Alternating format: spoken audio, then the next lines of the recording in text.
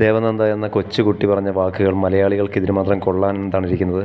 എല്ലാ മലയാളികളെയും അടച്ചാക്ഷേപിച്ച് പറയുന്നതല്ല. സൈബർ ഇടങ്ങളിൽ മാത്രം ആക്രമിക്കാൻ വേണ്ടി വരുന്ന കുറച്ച് ആളുകളുണ്ട്. അവർക്കെതിരെയാണ്. നമ്മുടെ വാക്കുകൾ മറ്റൊരാൾക്ക് മുറിപ്പെടുന്നില്ലെങ്കിൽ, മറ്റൊരാളെ വേദനിപ്പിക്കുന്നില്ലെങ്കിൽ, ആർക്കും ഒരു ദ്രോഹവും ചെയ്യുന്നില്ലെങ്കിൽ എന്താണ് കുഴപ്പം അവർ സംസാരിക്കുന്നതിന്? അറിയാത്തവർക്കായിട്ട് ദേവനന്ദയുടെ ഇന്റർവ്യൂവിന്റെ ഒരു ചെറിയ ഭാഗം ഇവിടെ ചേർത്ത് വെക്കുന്നു. ഇപ്പോൾ ഈ ജനറേഷനിലുള്ള എൻ്റെ പ്രായമുള്ള കുട്ടികളെല്ലാവരും ഇപ്പോൾ നിങ്ങൾ വിചാരിക്കുന്ന പോലെ ഭയങ്കര ഓവർ ക്യൂട്ട്നെസ് ആയിട്ട് യൂണിക്കോൺസും അതും ഇതും ഒന്നും കണ്ടു നിൽക്കുന്ന ആൾക്കാരല്ല. ഞങ്ങൾ കുറച്ചും കൂടെ അപ്ഡേറ്റഡ് ആണ്. കാലം മാറി. ആ കുട്ടിയോട് ചോദിച്ച ഒരു ചോദ്യത്തിന് ഇൻ്റർവ്യൂവറായിട്ടുള്ള വീണയ്ക്ക് ആ കുട്ടി കൊടുത്ത മറുപടിയാണിത്. ചോദിച്ച ചോദ്യത്തിന് ആ കൊച്ചു മാന്യമായിട്ട് ഡീസൻ്റായിട്ട് സ്മാർട്ടായിട്ട് മറുപടി പറഞ്ഞു. അതിനെന്താ പ്രോബ്ലം ഇരിക്കുന്നത്?